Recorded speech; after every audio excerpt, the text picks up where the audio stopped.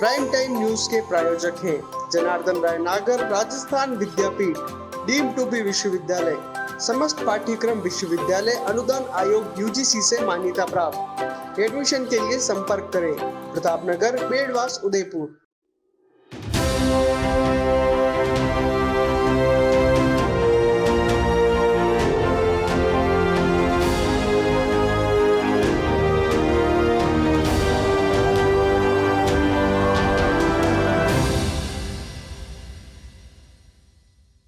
नमस्कार, मैं हूँ राजनंदिनी और आप देख रहे हैं अलर्ट भारत न्यूज। आइए सबसे पहले नजर डालते हैं हेडलाइंस पर। प्रॉपर्टी को लेकर दो गुटों में बटे भाई बहन, एक दूसरे पर लगा रहे आरोप।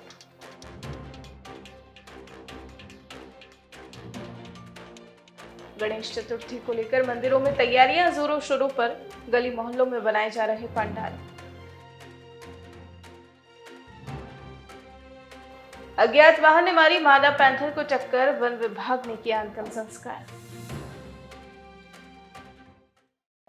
तो ये थी हेडलाइंस और अब खबरें विस्तार से। उदयपुर के साइफन चौराहे पर 144 फ्लैट वाला बना बेशकीमती शुभ सुंदर टावर पिछले कुछ दिनों से विवादों में घिरा हुआ है और विवाद का कारण है अपार्टमेंट की जमीन के मालिकाना हक को लेकर एक ही परिवार के बीच चल रहा मुद्दा। कुछ दिनों पूर्व परिवार की दो बहनों ने मीडिया के सामने अपने ही भाई और बड़ी बहन के खिलाफ जाली दस्तावेजों के जरिए जमीन हथियाने का आरोप लगाया था। वहीं रविवार को भाई बहन ने मीडिया के सामने दोनों बहनों और उनके परिजनों पर जवाबी हमला बोलते हुए कई गंभीर आरोप लगाए। इस दौरान दूसरे पक्ष के आ जाने के बाद हंगामा भी मच गया। दरअसल रविवार को साइफन चौराहा स्थित शुभ सुंदर टावर को लेकर आरोपों के बाद पक्षकार ने मीडिया के बीच आरोपों के जवाब दिए, लेकिन मामला तब गर्मा गया जब आरोप लगाने वाले दूसरे पक्षकार भी प्रेस कॉन्फ्रेंस में पहुंच गए। मामले को लेकर पक्षकार और वकील महेश शर्मा, अब्बास अली और भूपेंद्र जोशी ने अपनी बात रखी।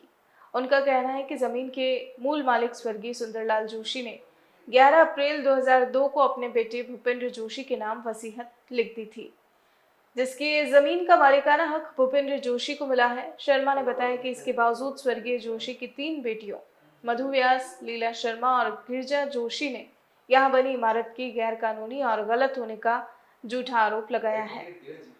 वसीयत पर मधु व्यास और लीला शर्मा ने भी अपने हस्ताक्षर कर सहमति की पुष्टि की थी। पक्षकार का कहना है कि 19 साल के दौरान ना तो कभी कोई चर्चा हुई और ना ही कभी कोई आपत्ति जताई गई, लेकिन अब जब बिल्डिंग तैयार हो गई है तो अचानक विवाद खड़ा किया जा रहा है। शर्मा ने बताया कि स्वर्गीय जोशी की पत्नी स्वर्गीय निर्मला जोशी ने भी 2003 में अपनी रजिस्टर्ड वसीयत निष्पादित की थी। उनके जीवित रहते भी कभी विवाद नहीं हुआ, लेकिन माता पिता के स्वर्गवास के बाद तीनों बहनें षड्यंत्र को अंजाम दे रही हैं और झूठे आरोप लगा रही हैं। आपको बता दें, पिछले हफ्ते मधु व्यास, गिरिजा और लीला शर्मा ने अपनी बड़ी बहन दिनेश शर्मा और भाई भूपेंद्र जोशी पर जमीन हथियाने के आरोप लगाए थे। इनका कहना था कि जिस जमीन पर अपार्टमेंट बन रहा है उसकी फर्जी वसीयत तैयार की गई। फर्जी हस्ताक्षर से जमीन का नामांतरण कर सरकारी कर्मचारियों से मिलीभगत कर कॉम्प्लेक्स बनाने की स्वीकृति ले ली। आरोप है कि भूपेंद्र जोशी ने अपने साथी महेश शर्मा के साथ मिलकर स्वर्गीय जोशी की फर्जी वसीयत पेश की और उनकी मृत्यु के 9 दिन बाद ही नामांतरण खुलवाने का आवेदन कर दिया। इस वसीयत पत्र में न सिर्फ स्वर्गीय जोशी बल्कि मधु व्यास, गिरिजा जोशी और लीला शर्मा के साइन भी फर्जी थे। हालांकि भूपेंद्र जोशी और दिनेश शर्मा ने अपनी तीनों बहनों द्वारा लगाए आरोपों को निराधार बताया है। मेरी 2 छोटी बुआ मधु व्यास और लीला शर्मा ने हमारे ऊपर, मेरे पिता के ऊपर, मेरी माता के ऊपर ये इल्ज़ाम लगाया है कि हमने हमारे दादाजी सुंदरलाल जी जोशी की विल की वसीयत को गलत तरीके से फर्जी वसीयत बनाकर और सारी उनकी जो संपत्ति है वो अपने नाम करवा दी है। मैं आपको कुछ तथ्य बताना चाहूँगा कि सुंदरलाल जी की वसीयत 2002 में बन चुकी थी। सुंदरलाल जी की वसीयत के बाद 2003 में उनकी पत्नी निर्मला जोशी ने रजिस्टर्ड विल साइन करी थी, जिसपे मधु व्यास और लीला शर्मा के बतौर साक्षी हस्ताक्षर है। चारों बहनों के उस पर हस्ताक्षर है और वो रजिस्टर्ड विल है। इसके बाद में जब ये सब चीज़ें हुई, मेरी दादी जी का जब देहांत हुआ तो 11 मार्च 2021 को मेरी दादी का स्वर्गवास हुआ। उसके बाद लॉकडाउन के कुछ समय बाद मेरी बुआओं ने हमारी जो ज़मीन थी बड़ी में उसमें मेरी दादी जी का भी एक हिस्सा था, उसको अपने नाम पे नामांतरण करवा दिया। जबकि उनको ये चीज़ उनको पता था, उनको ये चीज़ उनकी ज्ञात थी कि दादी की निर्मला देवी की एक वसीयत है, जिसमें उन्होंने अपनी वसीयत के ज़रिए उनकी जो संपत्ति है वो अपने पौत्र शुभम जोशी के नाम पे करी थी। हमें इस चीज़ का ना तो पता था, हमें इस पूरे कांड के बारे में पता चला 14 सितंबर को, और जब हमने इसकी तहकीकात करी तो पता चला कि नामांतरण जो है वो जुलाई में खुल चुका है। पर बात यहीं तक ही नहीं रुकी थी। मेरी दोनों बुआओं ने 12 अक्टूबर 2021 को मेरे पिताजी भूपेंद्र जोशी, कुमुद जोशी, मेरे और महेश जी शर्मा और अन्य के खिलाफ एफआईआर रिपोर्ट दर्ज करवा दी। जबकि मैं आपको कुछ सच्चाई बताऊंगा कि 2015 में जिस बिल्डिंग का वहाँ आज काम हो चुका है, ये 2015 में उसका उद्घाटन हुआ था, उसका नींव का मुहूर्त था। उसके कुछ फोटोज़ हैं जिसमें मेरी चारों बुआएं उसमें उपस्थित हैं। इनको भली भांति इस पूरे जो कार्य होने वाला था, जो बिल्डिंग का काम होने वाला था, उसके बारे में पता था। अगर कोई भी शंका थी वसीयत को लेके या ज़मीन को लेके, तो शायद ये तुरंत ही उस समय पे इसके खिलाफ कुछ आवाज़ उठाते। 2015 से लेकर 2021 तक कोई आवाज़ नहीं उठाई गई, सब कुछ अच्छा था, बिल्कुल सौहार्द से हो रहा था। पर अचानक मेरी दादी गुजर जाने के बाद सब चीज़ें बदल गई, क्योंकि मधु व्यास और लीला शर्मा ये चीज़ जानती थी कि अपनी माँ के जिंदा रहते रहते वो कभी अपने पिताजी के विल को गलत नहीं ठहरा सकते, क्योंकि उनकी माताजी निर्मला जोशी खुद एक जीता जागता गवाह था। वो खुद एक गवाह थी, सबूत थी इस चीज़ का कि उनके पिताजी की वसीयत जो थी वो बिल्कुल सही है, और उसी आधार पर उन्होंने वसीयत आगे उनको निष्पादित करी है। तब से लेकर अभी तक पूरे मेरे परिवार पे, मुझ पे इतना अलग अलग तरीके से प्रेशर बनाया जा रहा है, इतना हमको स्ट्रेस में हम चल रहे हैं, इस वजह से कि हम दोषी ठहरा रखा है हमको। हम आए दिन हमारे पे कोई ना कोई नए वो चीज़ होती है कि आज ये चीज़ हो गई, आज वो चीज़ हो गई। हम पे ऐसे इल्ज़ाम लगाए गए कि हमने फर्जी वसीयत साइन करी है। इससे पहले जो प्रेस कॉन्फ्रेंस हुई है उसमें इन्होंने ये बोला है कि दिनेश जोशी के अलावा सभी लोगों के साइन भूपेंद्र जोशी ने किए हैं। ये सारे साइन उनके द्वारा कराए गए, जो कि बिल्कुल गलत है। हम पे गलत इल्ज़ाम लगाया गया है और इस पूरे मैटर को गलत तरीके से प्रेजेंट किया गया है। गणेश चतुर्थी को लेकर उदयपुर शहर के सभी गणेश मंदिरों में तैयारियां जोरों शोरों पर है। उदयपुर शहर के मुख्य मंदिरों में भी विशेष सजावट की जा रही है। उदयपुर के बोहरा गणेश जी, दुधिया गणेश जी, जाड़ा गणेश, पाला गणेश मंदिरों में भक्तों की विशेष भीड़ को देखते हुए इंतजाम किए जा रहे हैं। साथ ही मंदिरों में भी आकर्षक सजावट की जा रही है, साथ ही विद्युत सज्जा भी की जा रही है। शहरवासियों में गणेश चतुर्थी को लेकर खासा उत्साह है। गली मोहल्लों में गणेश जी को विराजित करने के लिए पंडाल सजाए गए हैं। वहीं प्रकृति को ध्यान में रखते हुए लोग गणेश जी की इको फ्रेंडली मूर्तियां खरीद रहे हैं। बोहरा गणेश जी के पुजारी गौरव जोशी ने बताया कि बुधवार को गणेश चतुर्थी मनाई जाएगी, जिसको लेकर मंदिरों में रंग रोगन और सजावट शुरू कर दी गई है। बुधवार को आज सुबह से ही गणेश भगवान का श्रृंगार किया जाएगा, जो कि चांदी की आंगी का होगा, और सुबह शाम महाआरती की जाएगी। जोशी ने बताया कि कोरोना काल के 2 साल में गणेश चतुर्थी धूमधाम से नहीं मनाई गई थी, लेकिन इस बार धूमधाम से मनाई जाएगी। हेलो दोस्तों, उदयपुर वासियों को सबसे पहले बोहरा गणेश मंदिर ट्रस्ट और बोहरा गणेश परिवार की तरफ से गणेश चतुर्थी की बहुत बहुत शुभकामनाएं। इस बार जो बोहरा गणेश जी में ये जो गणेश चतुर्थी का पर्व मनाया जा रहा है 31 तारीख को बुधवार के दिन मनाया जा रहा है। आप सबको विदित होगा कि 2 साल से हम अच्छे से मंदिरों में गणेश चतुर्थी नहीं मना पाए क्योंकि कोविड-19 के कारण से, लेकिन इस बार भगवान ने ये मौका सबको दिया है। भगवान ने 2019 के बाद से जो गणेश चतुर्थी 20 और 21 के बाद जो अब मनाई जाएगी 22 में धूमधाम से मनाई जाएगी। मंदिर में बहुत अच्छी तैयारियां चल रही है। मंदिर में रंग रोगन, साज सजावट, सज्जा सारी चीज़ें हो चुकी है। उसके लिए प्रसाद बनाया जा रहा है और इस बार जो संभावना है कि अच्छे से अच्छी संख्या में दर्शनार्थी यहाँ पे मंदिरों में, बोहरा गणेश जी मंदिर हो चाहे हमारा पाला गणेश जी हो चाहे कहीं पे भी हो, अच्छे से अच्छे उसमें भाग लेंगे।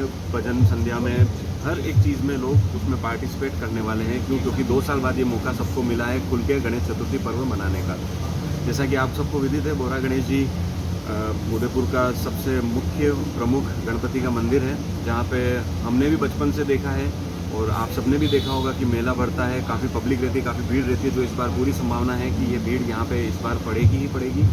और जहाँ तक दर्शनों की बात है, दर्शन रात को 12 बजे से ही शुरू हो जाते हैं। लोग तो उससे पहले भी आते हैं, लेकिन गणेश चतुर्थी के जो दर्शन है 12 बजे से रात से शुरू हो जाते हैं और 12 बजे आरती होती है। उसके बाद उनका भगवान का पूरा का पूरा श्रृंगार का प्रोसेस शुरू हो जाता है। 3-4 बजे से उनका अभिषेक शुरू हो जाएगा। फिर उसके बाद एक लंबा चरणबद्ध हमारा जो प्रोसेस रहता है प्रभु की पूरी अर्चना करने के लिए।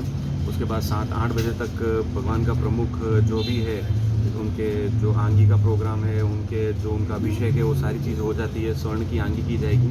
उसके बाद उनको जेवर धारण कराए जाएंगे और 9-10 बजे के आसपास वहाँ पे यज्ञ किया जाएगा। ध्वजा धारण कराई जाएगी। 12 बजे के आसपास वहाँ पे आरती की जाएगी और 3 बजे के आसपास से वहाँ पे आप देखें दिन को भी भीड़ काफ़ी रहती है और रात को 8 बजे आरती होगी और 12 बजे तक ये महकमा चलता रहेगा और प्रभु के दर्शन सबको होते रहेंगे। इतना ही मेरा निवेदन है कि सब आएँ, कोविड का थोड़ा ध्यान रखें आपस में और अच्छे से इस पर्व को मनाएं। आप सभी को गणपति के पावन पर्व की हार्दिक शुभकामनाएं। नारायण सेवा संस्थान के 38वें निःशुल्क दिव्यांग एवं निर्धन युवक युवती समारोह के दूसरे दिन सोमवार को लियो का गुड़ा स्थित सेवा महातीर्थ में 50 जोड़े वैदिक मंत्रोच्चार के साथ पवित्र अग्नि को साक्षी बनाकर 7 वचन लेकर एक दूसरे के हो गए। मुख्य अतिथि राज्य के उद्योग एवं देवस्थान मंत्री शकुंतला रावत ने अपने वीडियो संदेश में नव दंपतियों को स्वस्थ, समृद्ध और सुखमय जीवन का आशीर्वाद दिया और संस्थान की सराहना करते हुए कहा कि अगर नारायण सेवा नहीं होती तो दिव्यांगों का इलाज कैसे हो पाता। समारोह के अतिथि राजस्थान धरोहर संरक्षण के सीईओ टीकम चंद बोहरा, मनोहर लाल गुप्ता, दीपिका मेघवाल की उपस्थिति में गणपति वंदना के साथ विवाह समारोह शुरू हुआ। अतिथियों का स्वागत करते हुए संस्थापक चेयरमैन कैलाश मानव ने कहा कि जिन दिव्यांग एवं निर्धन परिवारों के भाई बहनों ने अपनी निःशक्तता व गरीबी को दुर्भाग्य मानते हुए गृहस्थी की कभी कल्पना भी ना की थी, वे आज समाज के सहयोग से उनकी यह साथ पूर्ण परंपरागत रीति और भव्यता के साथ पूरी होने जा रही है।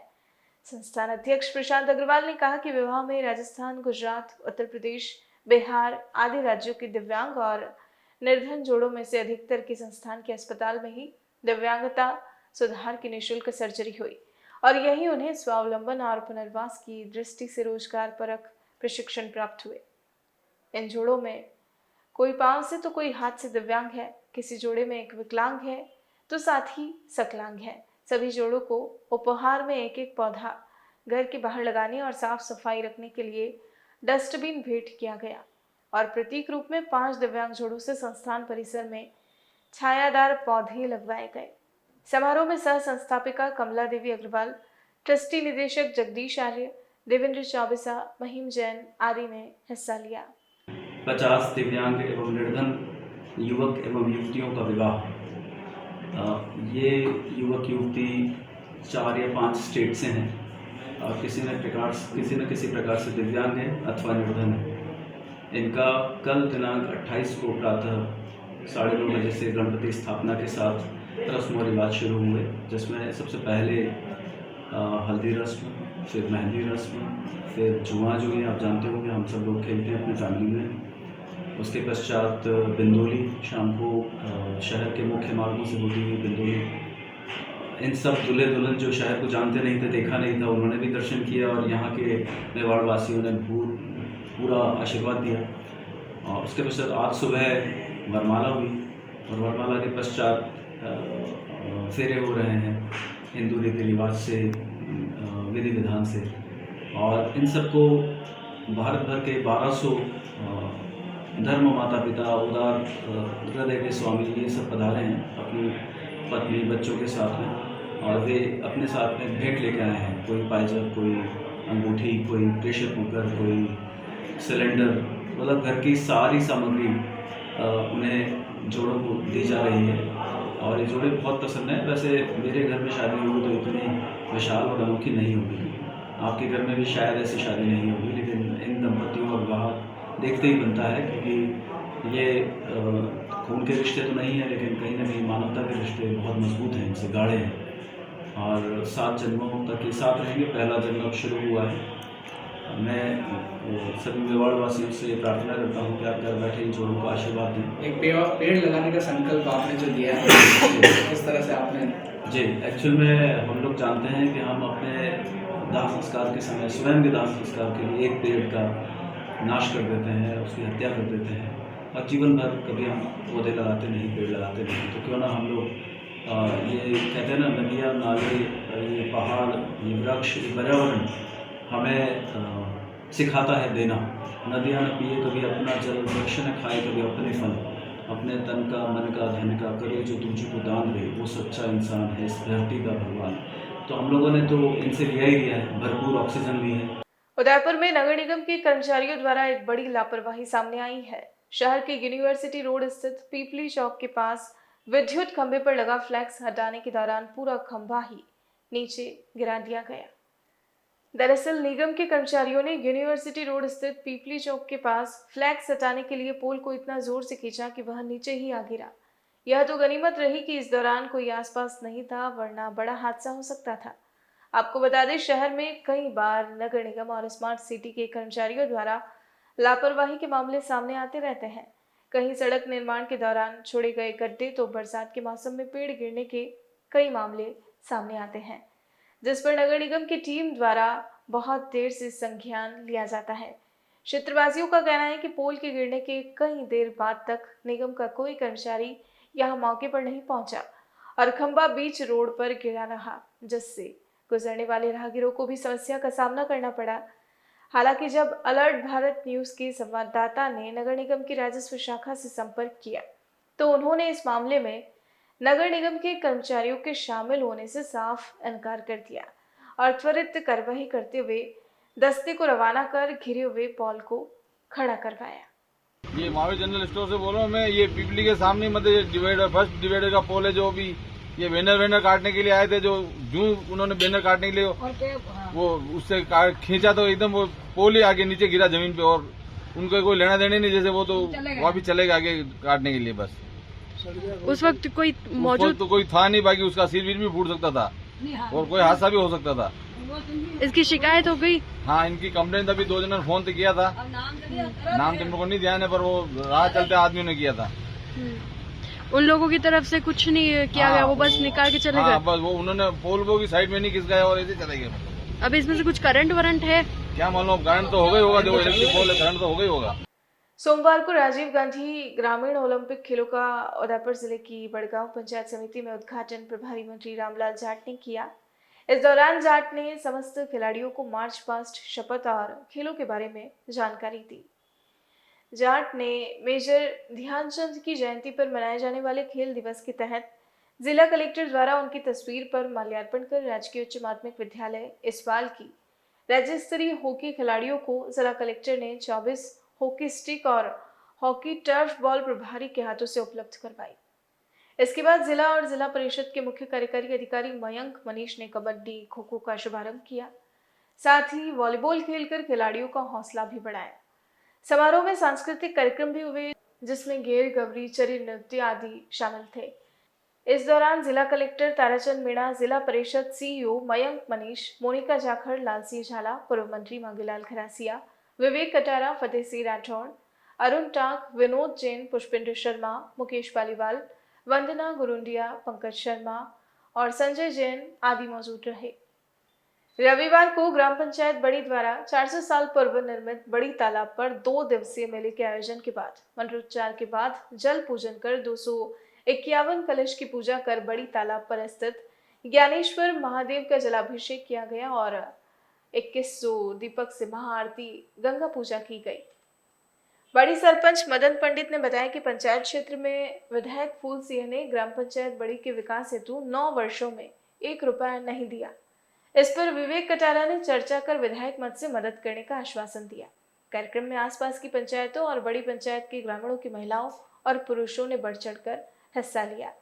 सरपंच मदन पंडित ने बताया कि हर वर्ष अमावस्या के दिन से 2 दिवसीय मेले का आयोजन किया जाएगा।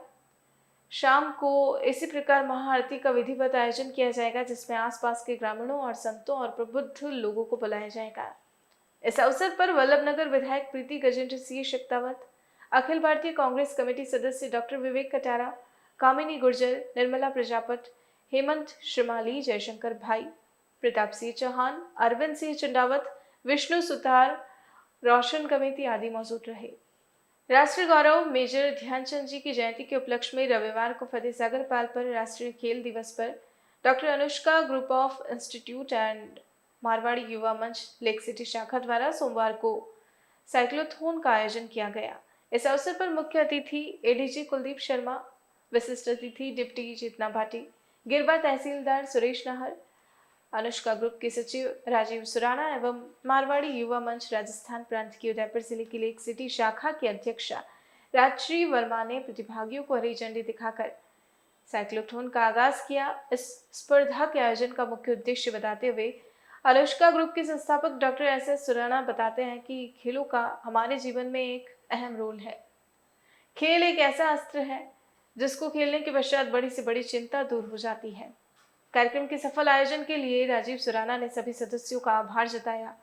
इस दौरान अनुष्का ग्रुप से भूपेश परमार, राहुल लोढ़ा, प्रणय जैन, जितेंद्र मेनारिया, रविंद्र सैनी, प्रतिभा शर्मा, मयंक गुप्ता, सचिन पांचाल के साथ साथ मारवाड़ी युवा मंच की ओर से सौरभ जैन, डॉक्टर प्रियंका जैन, सचिव टीना टेलर और दुर्गा राजपूत आदि मौजूद रहे। बुलेटिन में फिलहाल वक्त हो चला है एक छोटे से ब्रेक का। ब्रेक के बाद फौरन हाजिर होते हैं।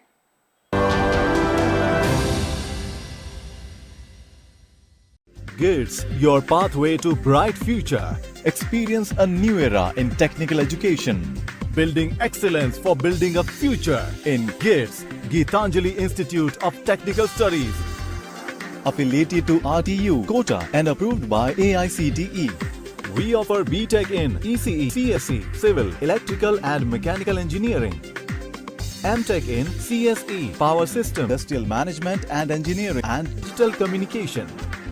Professional courses like MBA with specializations in marketing, finance, HR, IT. GITS also offers MCA. GITS, an ISO 9001-2008 certified institute, is located at Airport Road, Dabok, Udaipur, Rajasthan. Call 9414-165-137. Email admission@gits.ac.in or log on to gits.ac.in.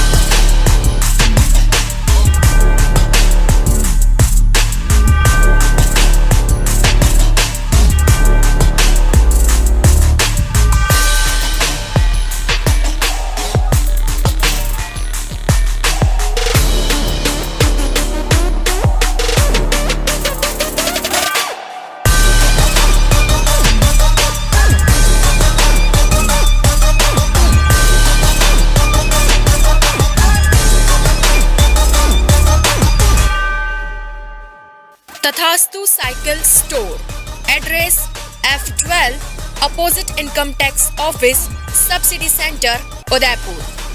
Phone number 9414263435।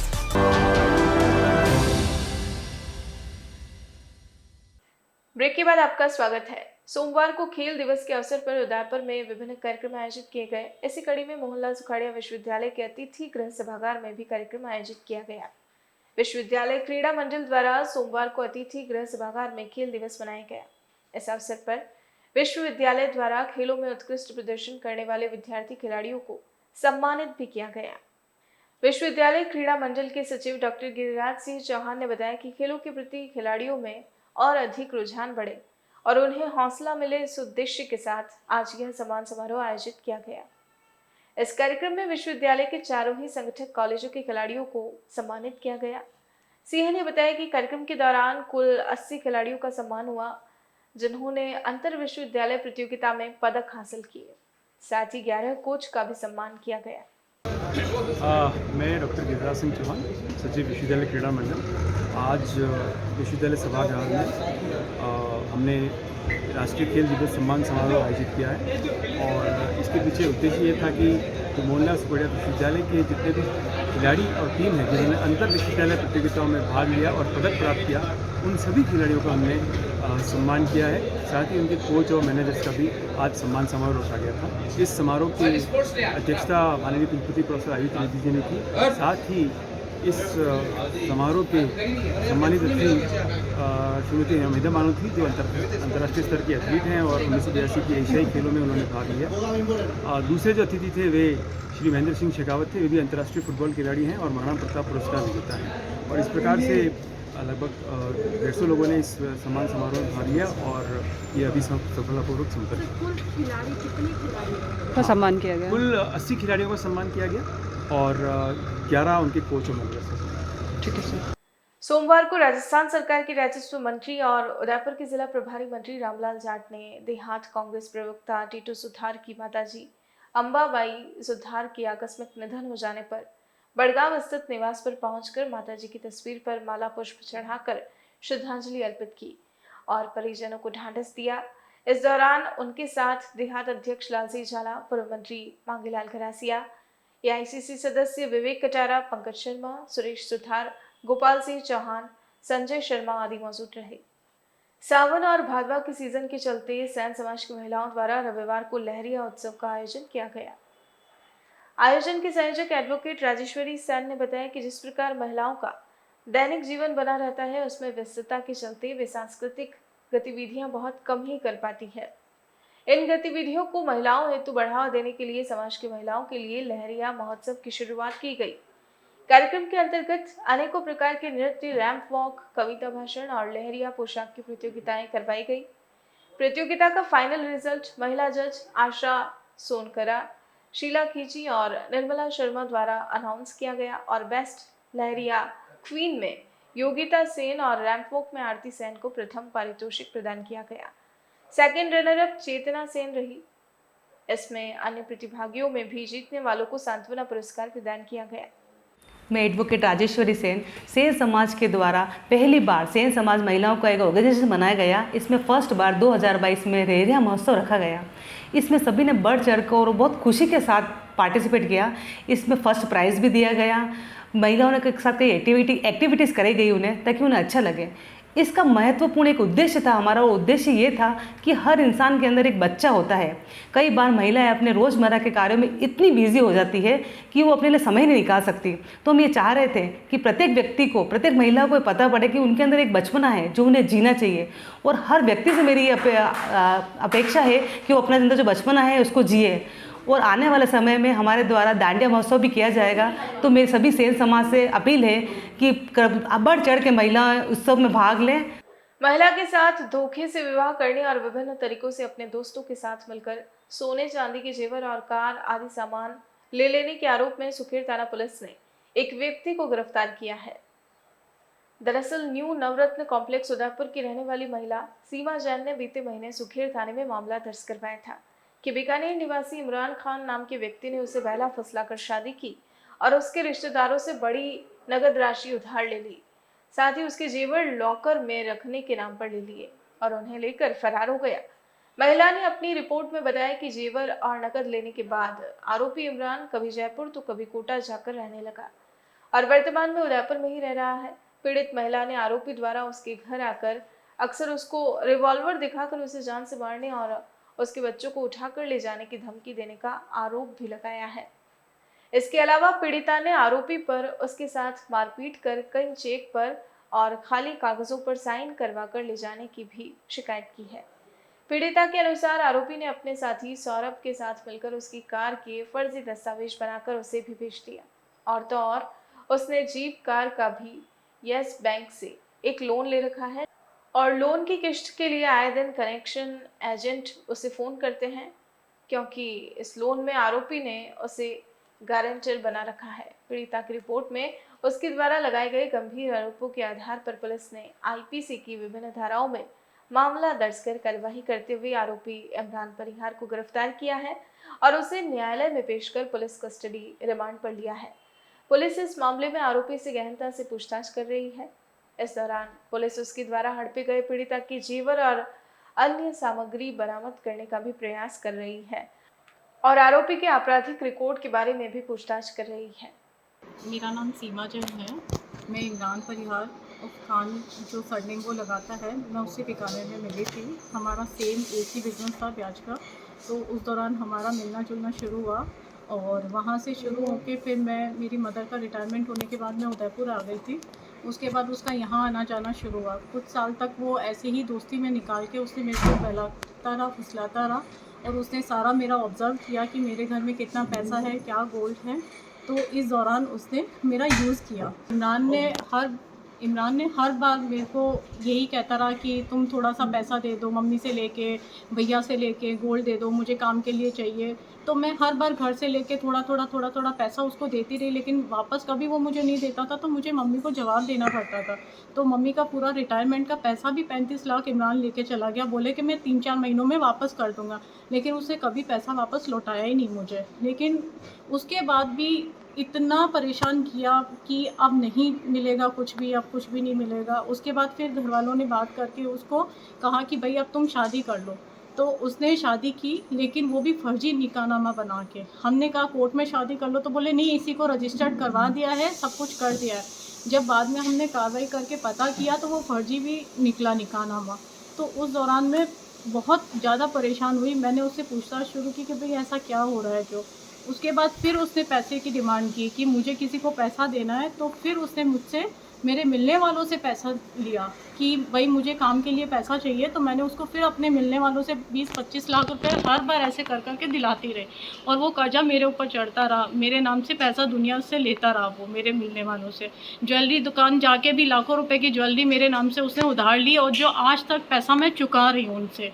और दूसरी बात, मेरा पूरा gold ले गया इमरान ने। हर बार मुझे यही कहा कि मैं गोल्ड बैंक में रख रहा हूँ, लेकिन बाद में मैंने पता किया उसने गोल्ड बैंक में नहीं रख के गिरवी रख दिया और उन पैसों का यूज़ किया। लेकिन आज तक वो गोल्ड वापस कभी घर पे नहीं लाया। जब पूछताछ की तो उसने मारपीट मेरे साथ बहुत बुरी तरह से मेरे को मारना पीटना शुरू किया। उसके बाद उसने कहा कि मैं तुम्हें ला के दूँगा, ऐसा करके पूरा 1 साल निकाल दिया।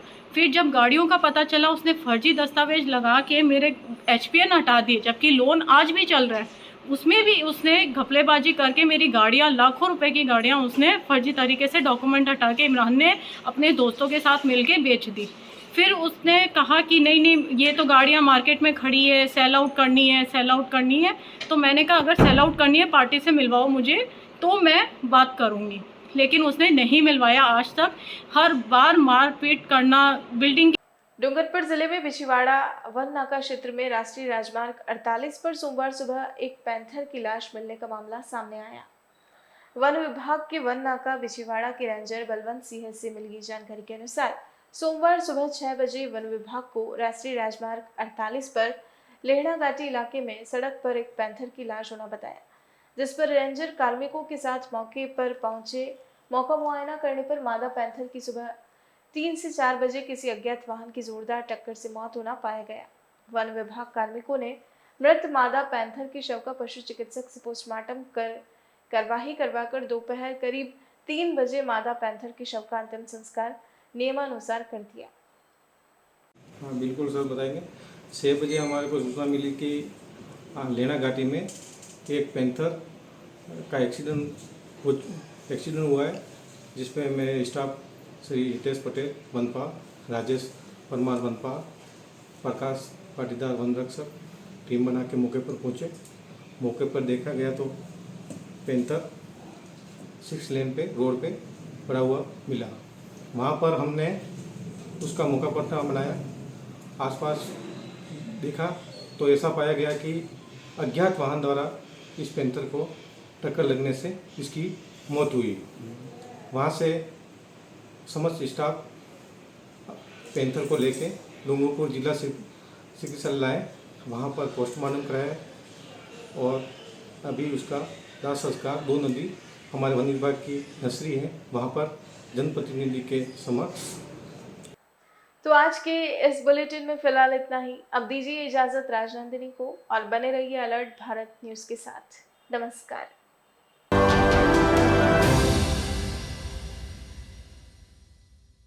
उदयपुर संभाग में हीरो 2 व्हीलर व्हीकल्स में अपनी खास पहचान रखने वाले रॉयल मोटर्स ने आपके सहयोग से 37 वर्ष पूर्ण कर लिए हैं।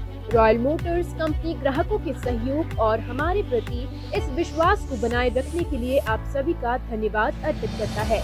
हीरो कंपनी की सभी गाड़ियों का एकमात्र hero point royal motors Panchvati Udaipur. यहाँ आपको मिलेंगे हीरो कंपनी के सभी मॉडल आकर्षक रंगों में खास ऑफर के साथ।